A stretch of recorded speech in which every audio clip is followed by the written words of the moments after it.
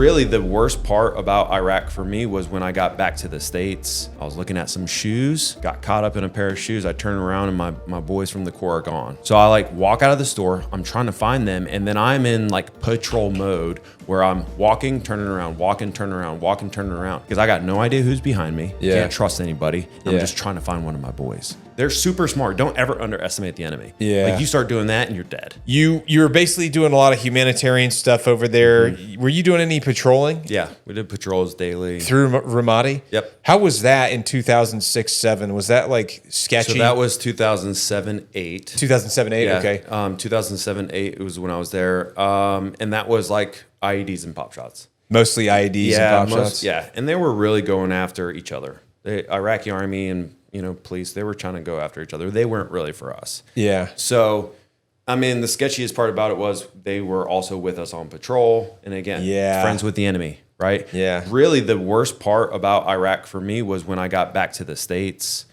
I was surrounded by Marines and people that I trusted. And then I was becoming friends with the enemy also. Or not really friends with them, but I had to be around the enemy and trust them enough where they're not going to kill me. Yeah. I did not realize until I was in a mall. I was looking at some shoes, got caught up in a pair of shoes. I turned around and my boys from the Corps are gone. I like turn around. I'm like, yo, it's the first time back in the States being by myself. Yeah. And like, I had a panic attack. First time I experienced a panic attack. I didn't even know it was a panic attack until like years later. But yeah, I was in a mall and like, I turned around, they were gone. So I like walk out of the store, I'm trying to find them, and then I'm in like patrol mode where I'm walking, turning around, walking, turning around, walking, turning around, because I got no idea who's behind me. Can't trust anybody. I'm just trying to find one of my boys. So I finally found my boy Dusty, and I'm like, hey, it's like, dude, do not leave me alone. Don't leave me alone like that again, That bro. was the first time that I experienced like that type of anxiety of being by myself, because in Iraq, I was always with somebody else. A group of people, You're always traveling with either at least a always buddy had or a fire team. team. Right? Always. So when I got back from Iraq, and we lost one guy in Iraq, Corporal Yale, he lost his life. There's a documentary about him. Is it really? Corporal Yale? Yep, Corporal Yale is him and one other guy from the relieving unit. I think it was, we left May 18th.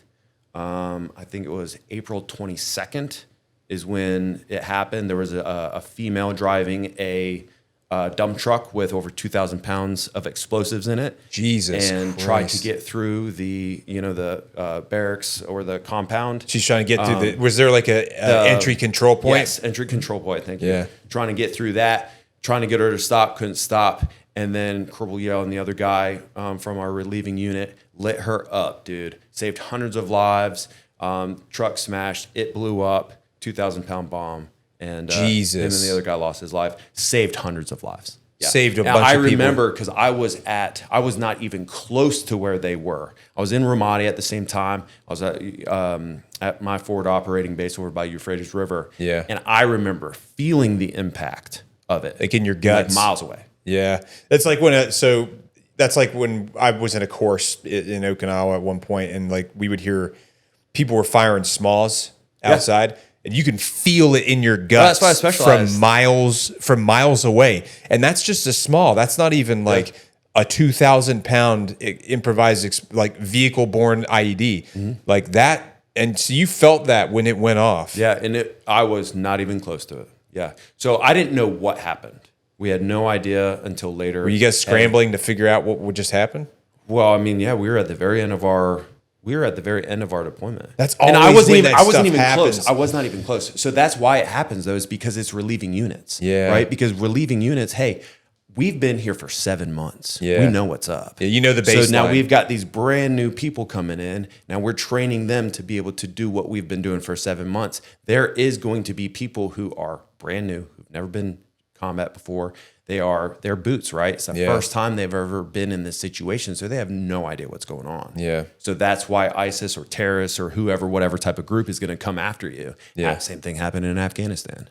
You know, so it's like stuff like that. They know. They're super smart. Don't ever underestimate the enemy. Yeah. Like you start doing that and you're dead. Yeah. Straight up. That's one of the that is a very not, I wouldn't say common story, but that is a trend I've noticed, is that sometimes the most dangerous time, well, it's been described to me that the most dangerous times in combat situations is like when a relieving unit is ripping with the old unit, or the old unit is ripping with a new unit, because like you said, you guys are the people that have been there, haven't established a baseline, so they know what to expect. They kind of know how things are going. They know what to look for.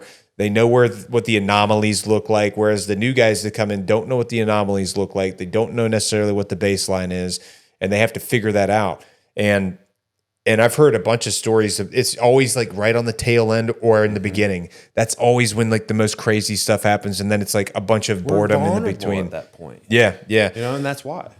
Yeah, that's been a story, like a similar story I've heard in a lot of different situations with a lot of different guys. But so that was right the end of your first deployment when that happened. That was right at the end, and then so got back May 18th of 2008. Had 1 full year, literally May 18th of 2009, deployed to Afghanistan. Okay. October 30th I joined of 2006. October 30th of 2007 I deployed. 1 year. Got back May 18th.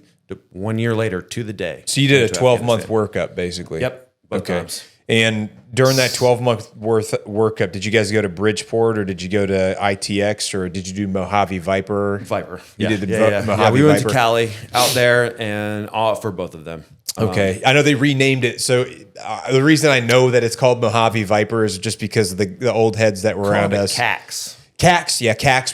Some of my seniors called it CAX, but they changed the name to ITX after that, which stands for integrated. You say ITX, I'm like, bro. Yeah. ITX stands for Integrated Training Exercise, and now I sound like the old boomer, because saying ITX is not how they refer to it now, and I don't even know what they call it now. It's like something different now too. Well, if you're the boomer, I'm before ITX. I'm CAX, like CAX and Mojave Viper. Yeah. But that's Yeah. I know that was what they referred to it, because like my seniors and super seniors all used to call it that too. But in any case, so you did a CAX. Yep. You came back. You guys deployed to Afghan. Where did you guys go to in Afghan? What year was that? So Afghanistan was 2009. And I'm telling you, between Iraq and Afghanistan, that point in my life, I stopped making friends. I only trusted people in the Corps. Yeah. I didn't want to create new relationships because I knew I was going to go to combat and possibly die. So like alcohol, drugs, women, whatever. Did not care about my Your life. binge drinking and stuff? Oh, man. Yeah. Like after you got back from your first deployment? From Iraq. Yep. And really before that, I didn't see alcohol in my house until I was 18. It was O'Doul's. Okay. I got mad at my dad. So like alcohol wasn't very big, but then I got into the Corps. Once I got in the Corps, alcohol was very apparent. That's a big part of the culture we got paid too. to drink. And you work out, you shoot guns, make bombs, and drink. Like, that's the infantry in the Corps. So you drank a lot during that second workup leading up to the next one? Every day. Yep. I mean, we would buy 30 racks of Keystone Lights at the PX Keystone for Lights. $9.99, no tax. 30 racks. And I would drink that like every night. Jesus. Were you able to still like PT in the morning? Absolutely. Dude, that's how all you guys were. You wake up, God, man. You're drinking until like 1, 2, 3 in the morning, wake up at like 4:30 formation. Yeah. And then every single day we would run at least 3 miles. My gunny source figure got tired of us showing up drunk on Monday mornings. Tired of you showing up drunk. On Monday mornings, he decided during our buildup, we're going to run 10 miles on Mondays. So we're like, to help us not drink on Saturday night. So didn't change anything. You just kept doing it. Absolutely not. We still drink just as much, and then we just suffered 10 miles. So it started off with like PT gear. You got your little yum yums, your little silkies, whatever you want to call them. Yum yums. I still wear those, dude. Oh god, they're so comfortable. Silkies, they're so comfortable. Yeah. Had those, and like your PT shirt or whatever, in your regular shoes. Then it became, all right, we're gonna do that in our boots. So then it was boots and utes. And then at the very end, man, we were running 10 miles and we're fully set up. We've got our flak jacket on. We've got full munitions. We've got everything besides our helmet. Oh, my God. And we're running 10 miles on Mondays. With your flak jackets on? Yeah, man. That was like the very end of it. Oh, you were like doing a crawl, walk, run? We built up to that. Yeah. And he probably made you guys a bunch of savages by the end, though. He just really loved to run, is what it was. Yeah, probably. Yeah, so it's crazy too. Like I look at it, and I was a child. Yeah, I turned 19 in boot camp. I got out when I was 23 or right before I was 23 years old. Yeah. And like Still young. You're 21, 22 when you're doing that. I turned 22 in Afghanistan. No kidding. Yeah. So it's like I'm in combat. So yeah, let's Let's go to Afghanistan. What? So where did you guys deploy to Afghan? So Afghanistan, we went to Helmand Province in Afghanistan. Oh, Helmand Province? Yep. And we were on the like the Snake's Head coming down the river. That was I wrote it down too, but Strike of the Sword, I believe, is the operation that it was. Okay. We got to Afghanistan, Helmand Province. We did the largest. You said something about helo earlier. Yeah, helo. So helo we did ops. the largest helo raid since Vietnam when we were in Afghanistan. Your battalion? Yeah. The largest helo raid since Vietnam. Since Nam. Yeah. So we were That's there. crazy. Summer of decision. President Obama. Summer decision, got that, and that's what we did. So we get on these 53s. Yes, and we get brought into combat. Where did you guys fly from, though? What base were you guys at? Were you at Leatherneck or were you at Leatherneck? Leatherneck? Yeah, we were nowhere fancy. Yeah. So we went to Kyrgyzstan first, flew in Kyrgyzstan. Okay. From Kyrgyzstan, flew into Bagram. Bagram got onto like whatever they were, the C5s or C-130s or something, or C-17s? Bro, they were massive. I can't remember. One of them. C5s are the biggest ones, I think. Front end can rear. open up? Yeah. Okay, then that's probably the C5 then. Yeah. So you flew from Kyrgyzstan into Bagram because that's the biggest staging area where all the U.S. forces were, and then everyone kind of shoots out to the smaller spots from there. Yep. Okay, so you guys took... And then we went to Leatherneck. Okay. And then Leatherneck, we flew into more of the southern part of Helmand Province. Yeah. And did that helo raid. Man, we were so pumped, so ready, get on these. And the specific group that I was with, we get there and, bro, there ain't nobody. There ain't nobody. You get off the helicopter, you're not taking rounds or anything? Nothing. We're not taking nothing. So it's just quiet. Like very few people even around. Yeah. There's one big compound and they knew we were coming, so they left. So we stayed at that compound for probably like 3 weeks, maybe set it up, maybe a month. We were there and we did patrols around that area. Set security up everywhere. Yep, set security up, and then somebody else came and we gave it to them, and then we pushed south. So we legit just started to push south on patrols and move. So we at the very end, like we moved all the way down to the Pakistan border. Were you guys moving in like MAT-Vs or MRAPs or? No, man, we couldn't even take that. We're foot. We're foot traffic. Foot traffic the whole way. We did very little like mounted ops. At one point, we went down to Lakar Bazaar, which was a huge market. Did a huge raid there. Really? Cleared out the whole entire thing. How was that? Dude, the munitions that we found. Yeah, we found all these munitions, tons of drugs. We were trying to blow up freaking heroin with mortar rounds. You're trying to blow up heroin? Somebody decided it was a good idea to go put drugs out in the middle of this field, and then we're going to blow it up with some mortars and shoot. So I specialize in rockets. Them was using rockets. So I have my small, and I'm shoulder fire multi-purpose assault weapon. Yeah. And reload the rockets in the back of it, and I'm shooting rockets at drugs. It's That's like hilarious. It didn't really work. There's dumb people out there that genuinely think that the Marines were like protecting the poppy crops and protecting heroin.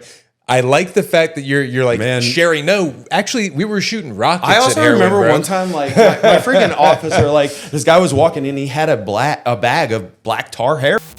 And like, so like he grabs it and just takes his knife, cuts it open, and it's like going in the river. We're like, bro, like, what are you doing? Like, let's go in the water right now. And of course, they were just drinking the water. And they drink out of that. What are you dumping it into their water? They drink that, but also cows are in there. All their animals. There is a picture at one point where it's like my boy's peeing in the water, Oh, and then you God. can kind of see in the background where there's like a guy drinking water. Oh, but no. Was he doing it on purpose? I can't remember. Maybe, maybe not. He had to pee. We'll never Let's just know. say. So anyways. So this bazaar, I want to talk about what town was that in? You remember? I don't even know if it would be a town. It was just a big market. What was the Lakari name of the bazaar? Lakari Bazaar. Lakari Bazaar. Yep. And that was, so we got there, cleared out that whole entire thing, set up, and then we from there started going on some our foot patrols. Okay. And you just like did a raid on the bazaar. yeah, to, like, just cleared it out. and there was like munitions. Yeah, we knew there was going to be munitions. So we all sorts of like demolitions, different types of rockets, and AK-47s, Soviet style small arms, all sorts RPKs, yep, PKMs, everything. How much stuff was there? You remember? Dude, I don't remember. Was it like a lot of weapons? It was a lot. Yeah. Yeah. There's some write up about it somewhere. And Okay. that would have been, I think it was like July 7th, because I also pulled up like a little thing that I've got about the firefight that we got into, because that was after clearing that out.